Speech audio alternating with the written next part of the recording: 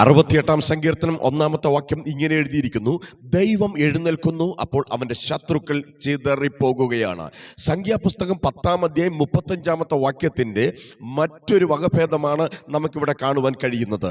അവിടെ ദൈവത്തിന്റെ പെട്ടകമാണ് എഴുന്നേൽക്കുന്നതെങ്കിൽ 68 സങ്കീർത്തനത്തിലേക്ക് വന്നപ്പോൾ സ്വർഗത്തിലെ ദൈവം നമുക്ക് വേണ്ടി എഴുന്നേൽക്കുകയാണ്. ദൈവം സിംഹാസനത്തിൽ ഇരുന്ന് വാണ അരുളുന്ന ദൈവമാണ്. ചില സമയത്ത് സിംഹാസനം വിട്ട് ദൈവം എഴുന്നേൽക്കുകയാണ്. അപ്പോൾ തന്നെ ദൈവം ചില സമയങ്ങളിൽ ആകാശം ചായിച്ച് ഒരു ദൈവത്തിന്റെ പൈതലിന് വേണ്ടി ഇറങ്ങി വരുന്ന ദൈവമാണ് എന്ന വേദപുസ്തകത്തിലെ വിവിധ സന്ദർഭങ്ങളിൽ നമുക്ക് കാണുവാൻ കഴിയുന്നുണ്ട്. ദൈവം എഴുന്നേൽക്കുമ്പോൾ നടക്കുന്ന ചില വിടുതലുകൾ നിങ്ങൾക്ക് കാണണമോ? നിങ്ങൾ ഇന്ന് പ്രാർത്ഥിച്ചു തുടങ്ങിയാട്ടെ, ദൈവമേ ഞങ്ങൾക്ക് വേണ്ടി എഴുന്നേൽക്കണമേ, ഞങ്ങൾക്ക് വേണ്ടി എഴുന്നേൽക്കണമേ എന്ന് പ്രാർത്ഥിക്കുന്ന ദൈവത്തിന്റെ മക്കൾക്ക് വേണ്ടി ദൈവം എഴുന്നേൽക്കുകയും ദൈവം ചില വിടുതലുകൾ ചെയ്യുകയും ചെയ്യുന്ന ദൈവമാണ്. ദൈവം എഴുന്നേൽക്കുമ്പോൾ എന്താണ് സംഭവിക്കുന്നത്? ആമേൻ. ദുഷ്ടൻ ഓടിപ്പോകും, ദുഷ്ടൻ ചിതറിപ്പോകുകയാണ്. നിങ്ങൾക്കെതിരെ നിൽക്കുന്ന പ്രതിസന്ധികൾ, നിങ്ങൾക്കെതിരെ നിൽക്കുന്ന വെല്ലുവിളികൾ, നിങ്ങൾക്കെതിരെ നിൽക്കുന്ന പോരാട്ടങ്ങൾ ചിതറിപ്പോകുന്നത് കാണണമോ? ഓടിപ്പോകുന്നത് കാണണമോ? ഒറ്റ കാര്യം ചെയ്താൽ മതി, ദൈവം നമുക്ക് വേണ്ടി ഒന്ന് എഴുന്നേറ്റാൽ മതിയാകും. ആമേൻ. ദൈവം എഴുന്നേൽക്കുമ്പോൾ ശത്രുക്കളുടെ ജീവിതത്തിൽ നടക്കുന്ന രണ്ട് കാര്യമാണ്. ഒന്ന്, പുക പതറുന്നത് പോലെ. ഒരു പുകയ്ക്ക് എത്രയും ആയുസ്സാണുള്ളത്, പെട്ടെന്ന് പുക ചിതറിപ്പോകുന്നത് പോലെ. രണ്ടാമത്തെ ചിന്ത, തീയിങ്കൽ മെഴുക ഉരുകിപ്പോകുന്നത് പോലെ ദുഷ്ടൻ ദൈവസന്നിധിയിൽ ഇല്ലാതെയാകുവാൻ പോകുകയാണ്. എന്നെ കേൾക്കുന്ന നിങ്ങളോട് ഇന്ന് വചനത്തിന്റെ മധ്യത്തിൽ നിന്നുകൊണ്ട് ഞാൻ ഉറപ്പായും ഒരു ദൂത് പറയുന്നത്, നിങ്ങൾക്കെതിരെ നിൽക്കുന്ന ശത്രുക്കൾ മെഴുകുരുകുന്നത് പോലെ പോകും. ആമേൻ. പുക പതറുന്നത് പോലെ പെട്ടെന്ന് ഇല്ലാതെയാകും. എപ്പോൾ? ദൈവം നമുക്കായി എഴുന്നേറ്റ് തുടങ്ങുമ്പോൾ. ദൈവം എഴുന്നേറ്റാൽ നടക്കുന്ന ആമേൻ 7 കാര്യങ്ങളാണ് ഞാൻ പറയുവാൻ താല്പര്യപ്പെടുന്നത്. ഒന്ന്, ദൈവം എഴുന്നേറ്റാൽ ശത്രു ചിതറുവാനിടയായി തീരും, ശത്രു ഓടി ഒളിക്കുവാനിടയായി തീരും. 68 സങ്കീർത്തനം 1-2 വാക്യത്തിലാണ് അങ്ങനെ എഴുതിയിരിക്കുന്നത്. യെശയ്യാ പ്രവാചകന്റെ പുസ്തകം 33 വാക്യത്തിലേക്ക് വരുമ്പോൾ, ദൈവം എഴുന്നേൽക്കുമ്പോൾ ജാതികൾ ചിതറി എന്ന് എഴുതിയിരിക്കുകയാണ്. ഇന്ന് വിശ്വസിച്ചാട്ടെ, യഹൂദ ഗോത്രത്തിന്റെ ബാലസിംഹമായവൻ എഴുന്നേറ്റ് കഴിയുമ്പോൾ കുറുക്കന്മാർ ഓടി ഒളിക്കുന്നത് പോലെ ദൈവം നമ്മുടെ മുമ്പിൽ നായകനായി എഴുന്നേറ്റ് കഴിയുമ്പോൾ, സൈന്യാധിപൻ എഴുന്നേറ്റ് കഴിയുമ്പോൾ, സ്വർഗത്തിലെ യേശു ദൈവം എഴുന്നേറ്റ് കഴിയുമ്പോൾ നമുക്കെതിരെ നിൽക്കുന്ന ശത്രുക്കൾ ഇന്ന് ചിതറുക തന്നെ ചെയ്യും. ദൈവം എഴുന്നേൽക്കുമ്പോൾ നടക്കുന്ന രണ്ടാമത്തെ കാര്യം, മർക്കോസിന്റെ സുവിശേഷം 4 39 വാക്യം, അവൻ പടകിന്റെ നടുവിൽ എഴുന്നേറ്റ് നിന്ന് കാറ്റേ അടങ്ങുക, കടലെ അനങ്ങാതിരിക്ക എന്ന് കാറ്റിനെയും കടലിനെയും ശാസിച്ചു കഴിഞ്ഞപ്പോൾ വലിയ സ്വസ്ഥത വരികയാണ്, ശാന്തത വരികയാണ്. കാറ്റും കോളും തിരമാലകളും അടങ്ങുകയാണ്.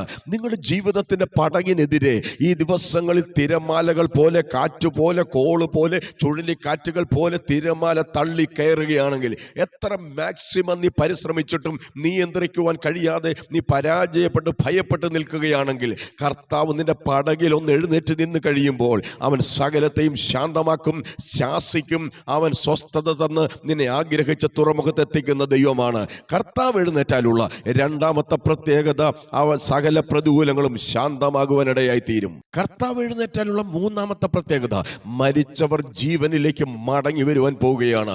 മത്തായിയുടെ സുവിശേഷം 9 18-19 വാക്യത്തിൽ പള്ളിപ്രമാണി യേശുവിന്റെ അടുക്കൽ വന്ന് പറയുകയാണ്, എൻ്റെ ഏക മകൾ അവൻ മരിച്ചുപോയി കഴിഞ്ഞിരിക്കുകയാ. പക്ഷെ കർത്താവ് അതിനെ കാര്യമാക്കാതെ എഴുന്നേറ്റ് അവന്റെ കൂടെ പോയി എന്ന് എഴുതിയിരിക്കുകയാണ്. അതിന്റെ 25 വാക്യത്തിൽ വായിക്കുമ്പോൾ, യേശു കടന്നുപോയി ബാലയുടെ കൈക്ക് പിടിച്ച് അവൾ എഴുന്നേറ്റു അപ്പോൾ എന്ന് നമുക്ക് കാണുവാൻ കഴിയുന്നുണ്ട്. മരിച്ചവരെ ഉയർപ്പിക്കുവാൻ കഴിയും എപ്പോൾ? യേശു എഴുന്നേറ്റ് കഴിയുമ്പോൾ, ദൈവം എഴുന്നേറ്റ് കഴിയുമ്പോൾ. ആമേൻ. ഈ ദിവസങ്ങളിൽ ദൈവം എഴുന്നേറ്റാൽ നിന്റെ ശത്രുക്കൾ ചിതറും. ദൈവം എഴുന്നേറ്റാൽ കാറ്റും കടലും തിരമാലകളും ശാന്തമാകും. ദൈവം നിന്റെ പടകിൽ എഴുന്നേറ്റ് കഴിഞ്ഞാൽ എല്ലാം സ്വസ്ഥമാകും. മാത്രമല്ല, യേശു നമ്മുടെ ജീവിതത്തിൽ എഴുന്നേറ്റ് കഴിഞ്ഞാൽ മരിച്ചവർ ഉയർത്തെഴുന്നേറ്റ് ജീവനിലേക്ക് മടങ്ങി വരുവാനിടയായി തീരും. അടുത്തതായിട്ട് ദൈവം എഴുന്നേറ്റാൽ എന്താണ് സംഭവിക്കുന്നത്? ലൂക്കോസിന്റെ സുവിശേഷം 7 അധ്യായം 16-17 വാക്യത്തിൽ നയീനിലെ വിധവയുടെ കുഞ്ഞിനെ കർത്താവ് ഉയർപ്പിച്ചു കഴിഞ്ഞപ്പോൾ അവിടെ കൂടി നിന്ന ആളുകൾ പറഞ്ഞൊരു പദമുണ്ട്: ഒരു പ്രവാചകൻ നമ്മുടെ നടുവിൽ, ഒരു വലിയ പ്രവാചകൻ നമ്മുടെ നടുവിൽ എഴുന്നേറ്റിരിക്കുന്നു, ദൈവം തന്റെ ജനത്തെ സന്ദർശിച്ചു എന്ന് പറഞ്ഞ് ദൈവത്തെ മഹത്വപ്പെടുത്തുകയാണ്. ദൈവം എഴുന്നേറ്റ് കഴിയുമ്പോൾ, യേശു എഴുന്നേറ്റ് കഴിയുമ്പോൾ ഒരു വലിയ സന്ദർശനം വെളിപ്പെടാൻ പോവുകയാണ്. ദൈവജനം ദൈവത്തെ മഹത്വപ്പെടുത്തുവാൻ പോവുകയാണ്. അടുത്തതായിട്ട് എന്താണ് കാണുവാൻ കഴിയുന്നത്? 74-ാം സങ്കീർത്തനം 22-ാമത്തെ വാക്യത്തിൽ ഇങ്ങനെ എഴുതിയിരിക്കുന്നു: ആമേൻ, ദൈവം നമ്മുടെ വ്യവഹാരം നടത്തുന്ന ദൈവമാണ്. എപ്പോൾ? ദൈവം എഴുന്നേറ്റ് കഴിയുമ്പോൾ ദൈവം നമ്മുടെ വ്യവഹാരത്തെ നടത്തി തരുന്ന ദൈവമാണ്. എന്നെ കേൾക്കുന്ന പ്രിയപ്പെട്ടവരെ, ഏതെങ്കിലും വ്യവഹാരം, ഏതെങ്കിലും കേസുകൾ, ഏതെങ്കിലും പ്രതികൂലങ്ങൾ, ഏതെങ്കിലും പ്രതിസന്ധികളിൽ നിങ്ങൾ അകപ്പെട്ടിട്ടുണ്ടോ? ദൈവത്തെ ഭയവും മനുഷ്യനെ ശങ്കയുമില്ലാത്ത ന്യായാധിപന്റെ മുമ്പിൽ അനുദിനം ചെന്നുകൊണ്ടിരുന്ന വിധവയ്ക്ക് വേണ്ടി സ്വർഗത്തിലെ ദൈവം നടപടി നടത്തിയെങ്കിൽ, എന്നെ കേൾക്കുന്ന നിങ്ങൾക്ക് വേണ്ടി നിങ്ങളുടെ വിഷയത്തിന് നടുവിൽ എഴുന്നേറ്റ് വ്യവഹാരം നടത്തുന്ന ഒരു കർത്താവ് ജീവിക്കുന്നുണ്ട്. 17-ാം സങ്കീർത്തനം 7-ാമത്തെ വാക്യത്തിൽ ഇങ്ങനെ എഴുതിയിരിക്കുന്നു: എന്നോട് എതിർക്കുന്ന ആളുകളുണ്ട്, എന്നോട് പൊരുതുന്ന ആളുകളുണ്ട്, എന്നോട് പോരാടുന്ന ആളുകളുണ്ട്. 17-ാം അധ്യായം 13-ാമത്തെ വാക്യത്തിലേക്ക് വരുമ്പോൾ, എതിർക്കുന്നവരോട്, ശത്രുക്കളെ തള്ളിയിടുന്നൊരു ദൈവമുണ്ട്. വഴുവഴുപ്പിൽ ദൈവം നിശ്ചയമായി അവരെ നിർത്തിയിരിക്കുകയാണ്. പക്ഷെ നമ്മോട് എതിർത്ത് കഴിയുമ്പോൾ, കർത്താവ് നമുക്ക് വേണ്ടി എഴുന്നേറ്റ് കഴിയുമ്പോൾ, ശത്രുവിനെ തള്ളിയിടുന്ന ഒരു ദൈവമുണ്ട്. 9-ാം സങ്കീർത്തനം 19-ാമത്തെ വാക്യത്തിലേക്ക് കടന്നു വരുമ്പോൾ ഇങ്ങനെ എഴുതിയിരിക്കുന്നു: കർത്താവേ, നീ എഴുന്നേൽക്കണമേ, മർത്യൻ എനിക്കെതിരെ പ്രബലനാകരുത്. പ്രാർത്ഥിക്കുന്ന ദൈവമക്കൾക്കെതിരെ, ഉപവസിക്കുന്ന ദൈവമക്കൾക്കെതിരെ, ആരാധിക്കുന്ന ദൈവത്തിന് വേണ്ടി നിൽക്കുന്ന ദൈവത്തിന്റെ മക്കൾക്കെതിരെ ലോകമനുഷ്യൻ, ലോകജാതി, ജഡിക മനുഷ്യൻ, ലൗകിക മനുഷ്യൻ അവർ പ്രബലനാകുവാൻ ദൈവം സമ്മതിക്കുകയില്ല. കാരണം പ്രാർത്ഥന കേൾക്കുന്ന ദൈവം ജീവിക്കുകയാണ്. എന്നെ കേൾക്കുന്ന പ്രിയപ്പെട്ടവരെ, 7 കാര്യങ്ങളാണ് ഞാൻ പറഞ്ഞത്. ഒന്നാമത്തെ കാര്യം 68-ാം സങ്കീർത്തനം 1-ാമത്തെ വാക്യമാണ് നാം ചിന്തിക്കുന്നത്. ദൈവം എഴുന്നേൽക്കുമ്പോൾ നടക്കുന്ന 7 കാര്യങ്ങൾ. 1, ദൈവം എഴുന്നേൽക്കുമ്പോൾ, ആമൻ സ്തോത്രം, ചിലത് ചിതറാൻ പോകുന്നു, ചിലത് ഓടാൻ പോകുന്നു, ചിലത് ആമൻ തകരാൻ പോകുകയാണ്. ദൈവം എഴുന്നേൽക്കുമ്പോൾ ആമൻ പുക പതറിപ്പോകുന്നത് പോലെ, മെഴുകുരുകി പോകുന്നത് പോലെ ചില വിടുതലുകൾ പ്രത്യക്ഷത്തിൽ വേഗത്തിൽ സംഭവിക്കാൻ പോകുന്നു. രണ്ടാമത്തെ ചിന്ത, ദൈവം എഴുന്നേൽക്കുമ്പോൾ മരിച്ചവരെ ഉയർപ്പിക്കുകയാണ്. 3, ദൈവം എഴുന്നേൽക്കുമ്പോൾ കാറ്റും കടലും ശാന്തമാകുകയാണ്.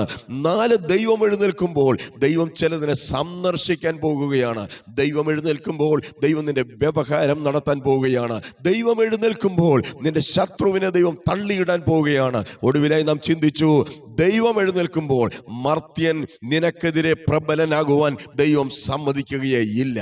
അതുകൊണ്ട് സംഖ്യാപുസ്തകം 10-ാം അധ്യായം 35-ാമത്തെ വാക്യം നമുക്ക് ചേർന്ന് വായിക്കാം: യഹോവേ, നീ എഴുന്നേൽക്കണമേ. 2 ദിനവൃത്താന്തങ്ങൾ പുസ്തകം 6-ാം അധ്യായം 41-ാമത്തെ വാക്യത്തിൽ അതേ പ്രാർത്ഥന കാണുകയാണ്: ദൈവമേ, നീ ഞങ്ങൾക്ക് വേണ്ടി എഴുന്നേൽക്കണമേ. ദൈവം എഴുന്നേൽക്കണമേ എന്ന് പ്രാർത്ഥിക്കുന്ന ദൈവമക്കൾക്ക് വേണ്ടി എഴുന്നേൽക്കുന്ന ഈ ഒരു ദൈവമുണ്ട്. പിതാവിന്റെ വലതു ഭാഗത്ത് സ്തെഫാനോസിനെ ചേർപ്പാൻ കർത്താവ് എഴുന്നേറ്റ് നിന്നതുപോലെ ഇസ്രായേലിന്റെ സ്തുതികളിന്മേൽ വസിക്കുന്ന ദൈവം നമുക്ക് വേണ്ടി എഴുന്നേൽക്കാൻ പോവുകയാണ്. ദൈവം എഴുന്നേറ്റാൽ ചില വിടുതലുകൾ നടക്കും. ദൈവം എഴുന്നേറ്റാൽ ചില ദൈവപ്രവൃത്തികൾ വെളിപ്പെടും. ദൈവം എഴുന്നേറ്റാൽ രോഗസൗഖ്യം നടക്കും, മരിച്ചവർ ഉയർക്കും, ശത്രുക്കൾ ചിതറും, വ്യവഹാരം നടത്തും, ശത്രുവിനെ തള്ളിയിടും, ദൈവം തന്റെ ജനത്തെ സന്ദർശിക്കും. മർത്യൻ പ്രബലനാകാൻ ദൈവം സമ്മതിക്കയില്ല. അതുകൊണ്ട് പ്രാർത്ഥിച്ചു തുടങ്ങിയാട്ടെ.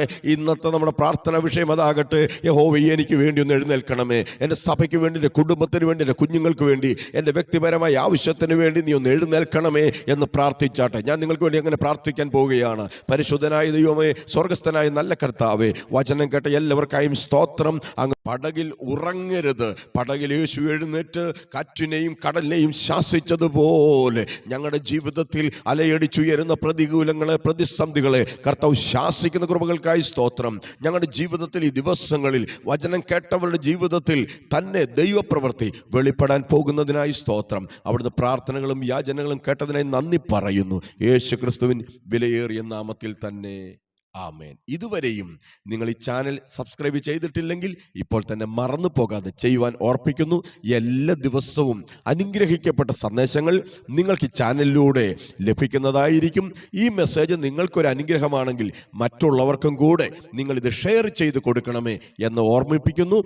പ്രത്യേക ഒരു പ്രാർത്ഥനാ വിഷയമുണ്ടെങ്കിൽ നിങ്ങൾക്ക് ഏത് സമയത്തും വിളിക്കുവാൻ കഴിയും. കർത്താവ് നമ്മെ എല്ലാവരെയും സഹായിക്കട്ടെ. അതിനുവേണ്ടി ഞാൻ തുടർന്ന് നിങ്ങൾക്ക് വേണ്ടി പ്രാർത്ഥിക്കാം. കർത്താവ് നമ്മെ ഏവരെയും അനുഗ്രഹിക്കട്ടെ. ആമേൻ.